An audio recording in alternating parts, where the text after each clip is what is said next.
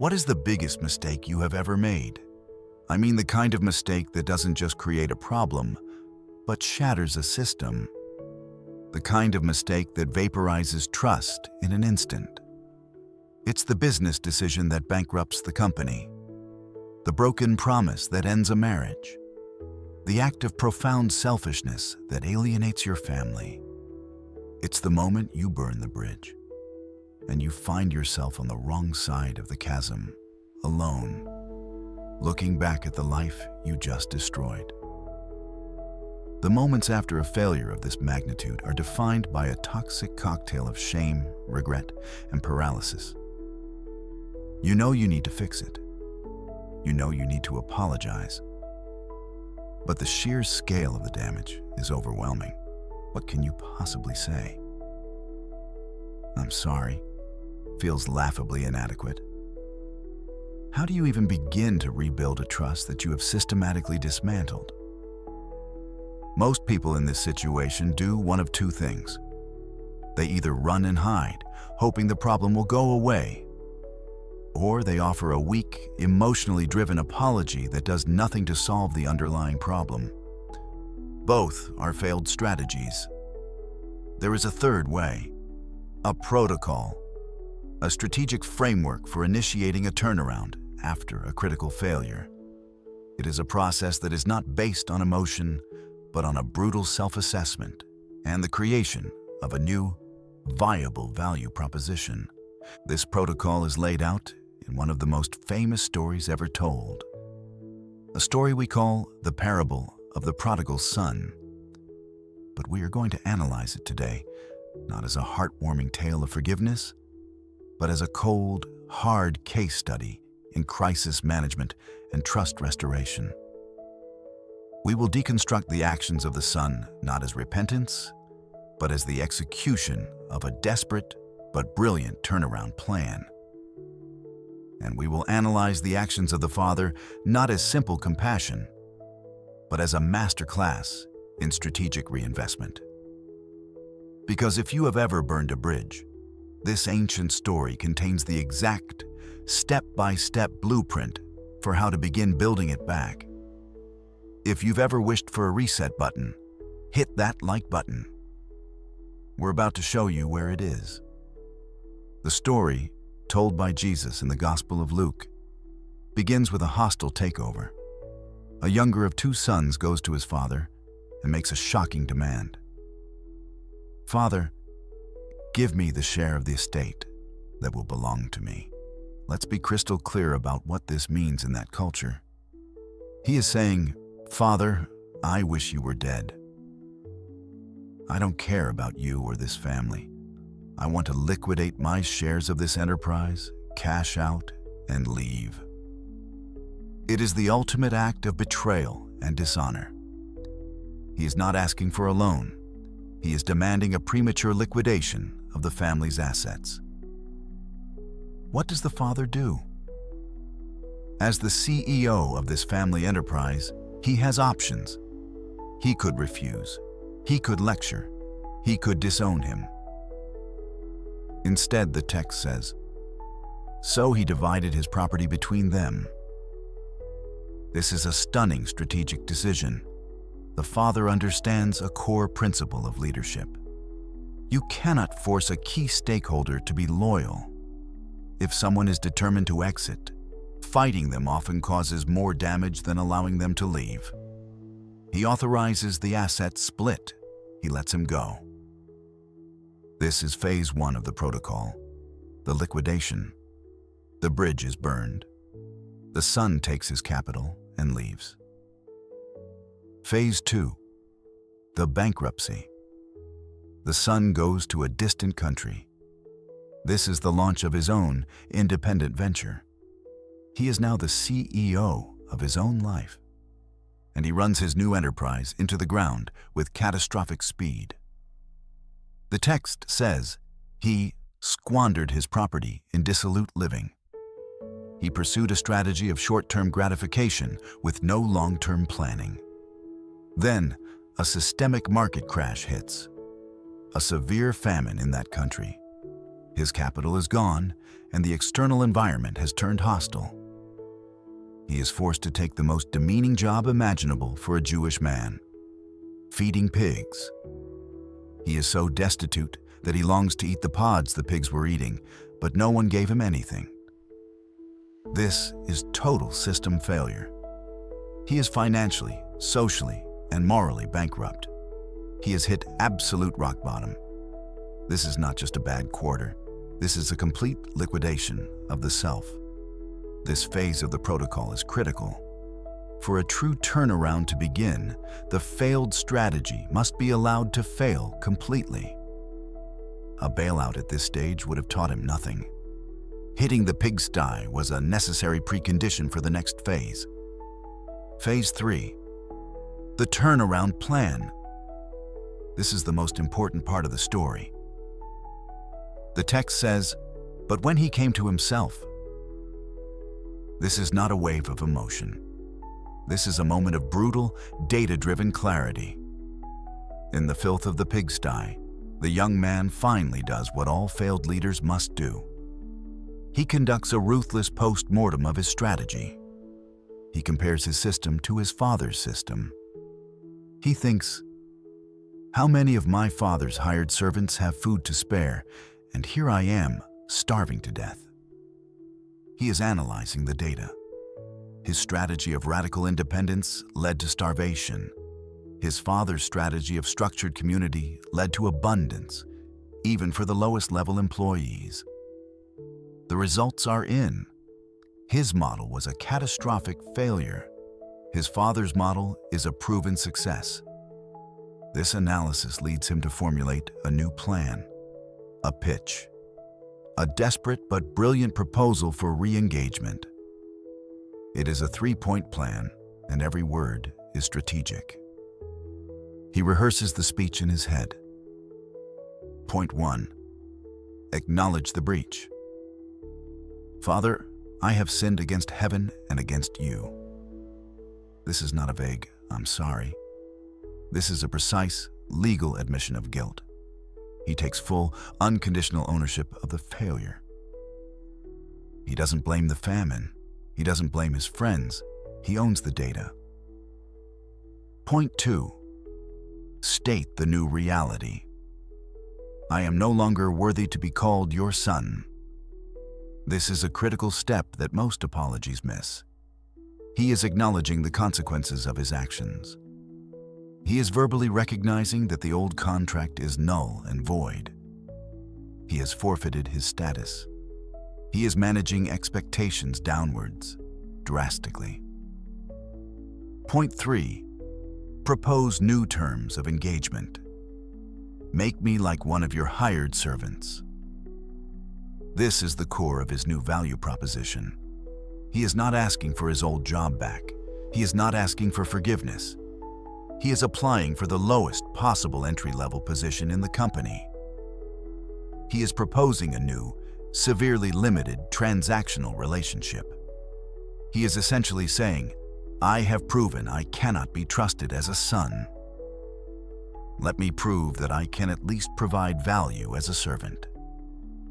This 3-part pitch is his entire turnaround strategy. It is humble. It is realistic.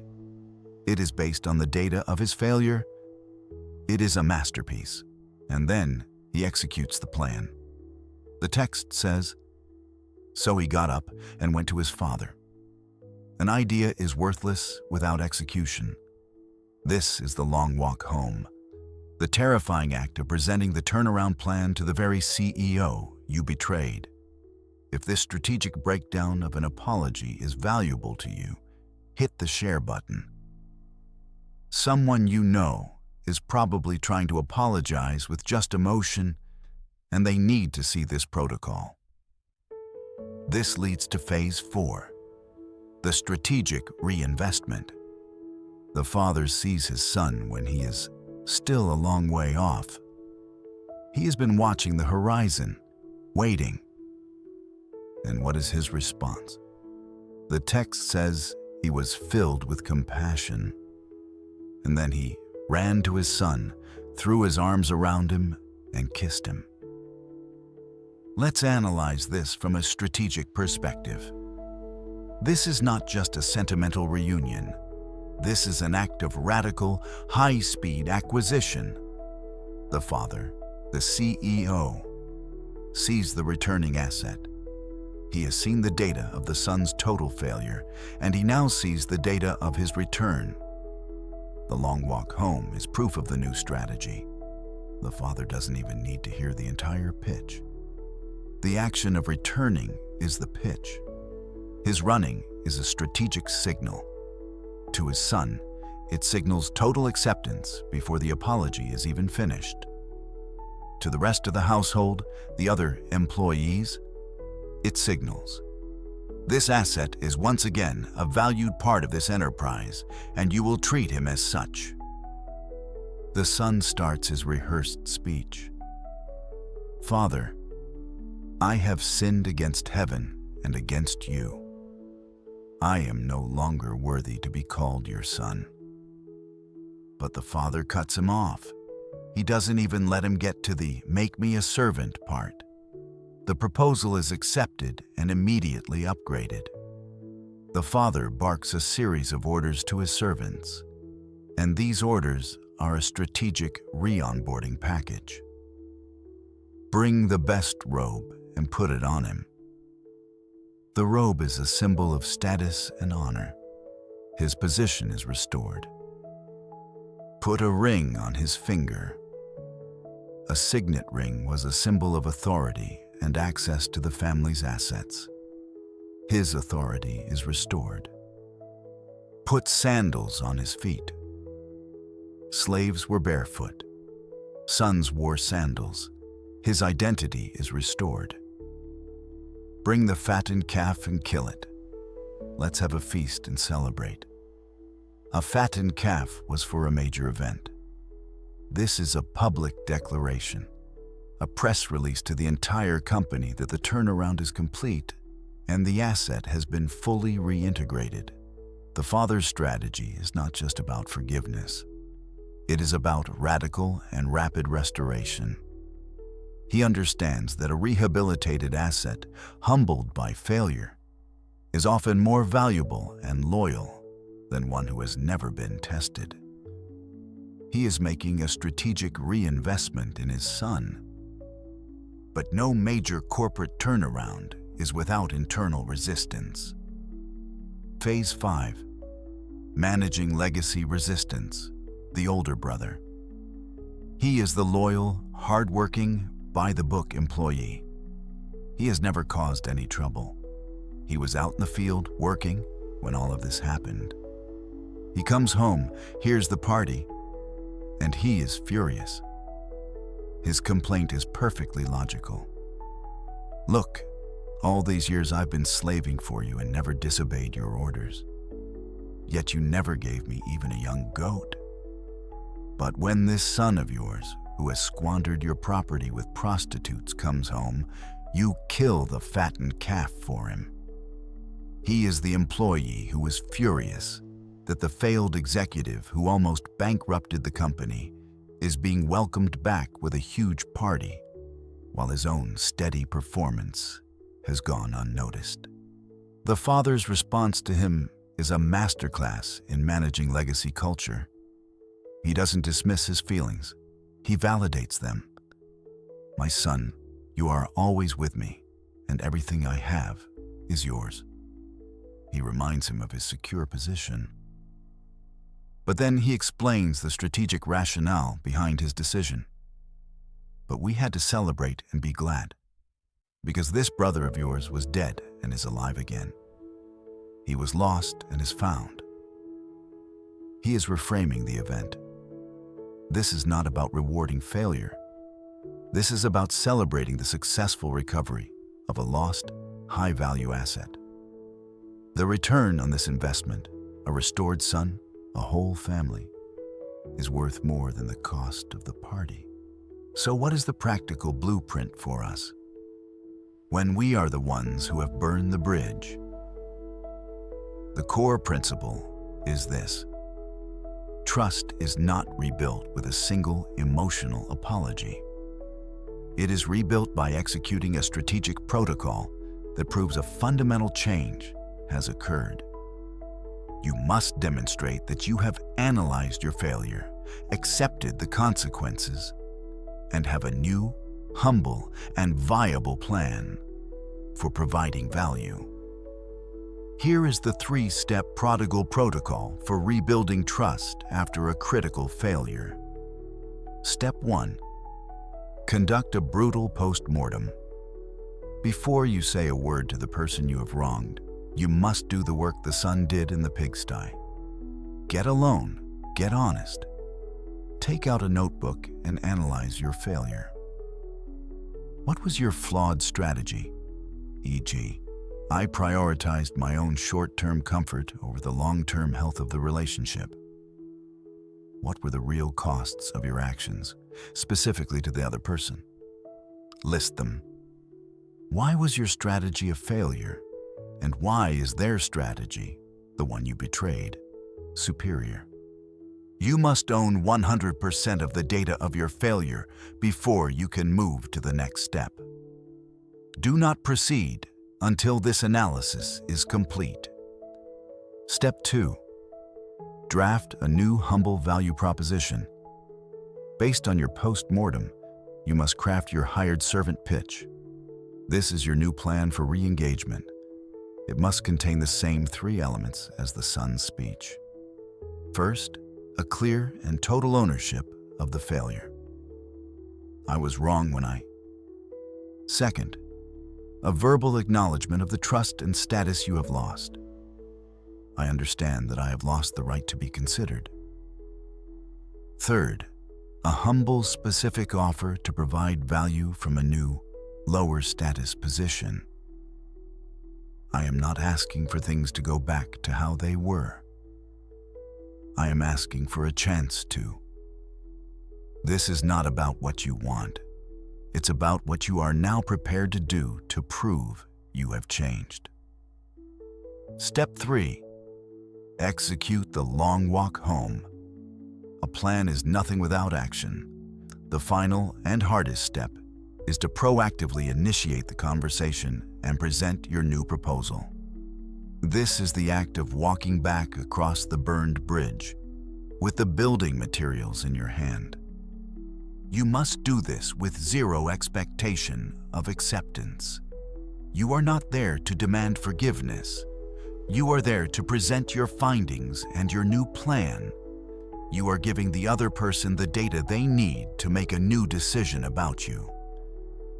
The act of humbly and strategically returning is often more powerful than the words of the apology itself. That is the protocol. Analyze the failure, draft the new proposal, execute the return. It is a framework that replaces the chaos of shame with the clarity of a process. It does not guarantee restoration. The other person, the father in your story, still has a choice. But it is the only strategy that makes restoration possible. So, here is your immediate next step. Think about a broken bridge in your own life. And in the next 24 hours, just do step 1. Don't think about the apology. Don't think about the conversation. Just get alone and write a single, honest paragraph that is a post-mortem of your failure. That act of brutal honesty is the first step out of the far country. It is the beginning of the long walk home.